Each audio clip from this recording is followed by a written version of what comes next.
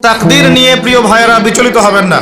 আপনার তাকদীরে যা আছে আপনি পাবেন, যা নাই কোশ্চেন কালেও পাবেন না, ফুল স্টপ।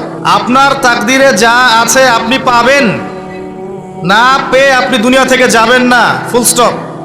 আর আপনার তাকদীরে যা নাই সারা দুনিয়ার মানুষ মিলে আপনাকে দিতে পারবে না। এই চিন্তাটা আগে মাথার মধ্যে সেট করেন। এই দুনিয়ার জীবনে আপনার দুনিয়ার বাড়ি গাড়ি, টাকা পয়সা, রিজিক, ব্যবসা বাণিজ্য, স্ত্রী সন্তান, এইগুলোকে নিয়ে এত বিচলিত হওয়ার কিছু নাই। আপনার আমার তাকদীরে যা লেখা হয়েছে এর একটা দানা আপনি বেশি খেয়ে পৃথিবী থেকে যাবেন না। আর আপনার আমার রিজিকে যা আছে তার এক চুল রেখে আপনি দুনিয়া থেকে যাবেন না। এটাই চূড়ান্ত সত্য কথা। আপনি ঘুষ খান আর সুদ খান আর দুর্নীতি করেন আর মানুষের সম্পদ আত্মসাৎই করেন না কেন, যতটুকু লেখা আছে আপনার তাকদীরে এর বেশি আপনি কিচ্ছু পাবেন না। আর আপনি হালালে থাকার জন্য যতই কষ্ট করেন, হালালে আছেন, সবজি বিক্রি করে খাচ্ছেন, আপনি ছোটখাটো ব্যবসা করছেন, মানুষ আপনাকে দাম দেয় না, আন্ডার এস্টিমেট করে, গরিব বলে, ফকির মিসকিন বলে, কিন্তু আপনার তাকদীরে যা আছে আপনি সেটাই পাবেন, এর বেশি আপনি কিচ্ছু পাবেন। হুয়াল আউয়ালু ওয়াল আখির, আল্লাহ পাক প্রথম এবং আল্লাহই শেষ। কুল্লু মান আলাইহা ফান ওয়া ইয়াবকা ওয়াজহু রাব্বিকা যুল জালালি ওয়াল ইকরাম। প্রত্যেকটা বিষয় ফানা হয়ে যাবে, কিচ্ছু থাকবে না। এখন আপনি পৃথিবীতে যা দেখছেন এগুলোর কিছুই থাকবে না। প্রত্যেক মানুষ, প্রত্যেকটা জিন, প্রত্যেক উদ্ভিদ, প্রত্যেক এই প্রাণী, আকাশ, মহাবিশ্ব, গ্রহ নক্ষত্র, চন্দ্র সূর্য, সমুদ্র, পাহাড় পর্বত, বিশ্বনেতা, রাষ্ট্রনেতা, সমাজ নেতা, পরিবারের কর্তা, অর্থনৈতিক নেতা, সবাই মারা যাবে, সবাই শেষ হয়ে যাবে, কিচ্ছু থাকবে না। এই বিষয়টা আগে ভালো করে হজম করতে হবে যে আমরা এখানে থাকতে আসিনি, আমরা এই দুনিয়ায় থাকতে আসিনি, আমরা এখানে এসেছি চলে যেতে। যার মনের মধ্যে এই কনসেপ্ট থাকে সে কখনো আল্লাহ পাকের বিদ্রোহী হতে পারে না, সে কখনো আল্লাহ দ্রোহিতা করতে পারে না, কুফরি করতে পারে না, শিরক করতে পারে না, আল্লাহর অবাধ্য হতে পারে না।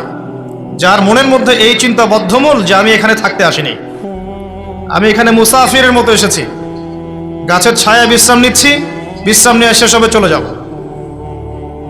যারাই আল্লাহ দ্রোহিতায় লিপ্ত হচ্ছে, শিরিক করছে, বেদাত করছে, হারাম খাচ্ছে, ঘুষ খাচ্ছে, সুদ খাচ্ছে, জেনা করছে, আল্লাহ দ্রোহিতা করছে, আল্লাহর বিধানকে অস্বীকার করছে, তারা ইনডাইরেক্টলি ধরে নিয়েছে যে তারা মনে হয় পৃথিবীতে চিরকাল থাকবে। কারণ যদি কিয়ামতের মাঠের কথা তাদের স্মরণ থাকতো তারা কখনোই কাজগুলো করতে পারতো না, পারতো? এবার আসেন, আল্লাহ পাক কলম সৃষ্টি করে তাকদীর লিখেছেন, অতএব তাকদীর নিয়ে প্রিয় ভাইয়েরা বিচলিত হবেন না।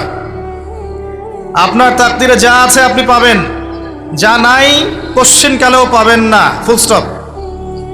আপনার তাকদীরে যা আছে আপনি পাবেন, না পেয়ে আপনি দুনিয়া থেকে যাবেন না, ফুল স্টপ। আর আপনার তাকদীরে যা নাই সারা দুনিয়ার মানুষ মিলে আপনাকে দিতে পারবে না। এই চিন্তাটা আগে মাথার মধ্যে সেট করেন। এই চিন্তা যার মধ্যে ইনস্টল করা আছে সে আত্মহত্যা করে না কখনো, সে হতাশ হয় না কখনো, সে ভয় পায় না, আল্লাহর পরে চলতে গিয়ে পিছু পা হয় না, সে জালেমের সামনে মাথা নত করে না। যার মাথায় এই চিন্তা আছে যে আল্লাহ যা লিখেছেন এটা হবে, যা লিখেন নাই সারা দুনিয়ার মানুষ মিলে সেটা হবে না, সিম্পল। এর মধ্যে আল্লাহ পাক পরীক্ষায় ফেলবেন, ওই বিষয়টা ডিফারেন্ট। আমি অবশ্যই তোমাদেরকে পরীক্ষা করব, ভয় দিয়ে, ক্ষুধা দিয়ে, সন্তানের কি ইন্তেকাল দিয়ে, ফসলের ক্ষতি দিয়ে, সম্পদের ক্ষতি দিয়ে আমি পরীক্ষা করব। কিন্তু যারা সবর করবে এবং যারা এই কনসেপ্ট রাখবে ইন্না লিল্লাহি ওয়া ইন্না ইলাইহি রাজিউন, এদেরকে আল্লাহ পাক প্রশংসা করেছেন, ইনশাআল্লাহ এরা সফল হবে। আল্লাহ পাক তাকদীর লিখে ফেলেছেন, তাকদীর নিয়ে টেনশন করবেন না, রিজিক নিয়ে টেনশন করবেন না। এখনকার যুব সমাজের সবচেয়ে বড় টেনশন রিজিক।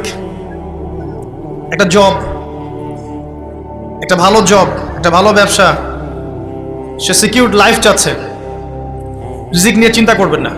আপনার কাছে যে রিজিক আছে এটা আপনার কাছে আসবেই ইনশাআল্লাহ। হয়তো সময় লাগছে, কিন্তু আপনার কাছে আসবে ইনশাআল্লাহ তাআলা। আপনি হালালের উপর থাকবেন, ন্যায়ের উপর থাকবেন। আপনি অন্যায় পথে রিজিক সার্চ করবেন না। আপনার তাকদিরে যে রিজিক আছে আপনার কাছে আসবে ইনশাআল্লাহ।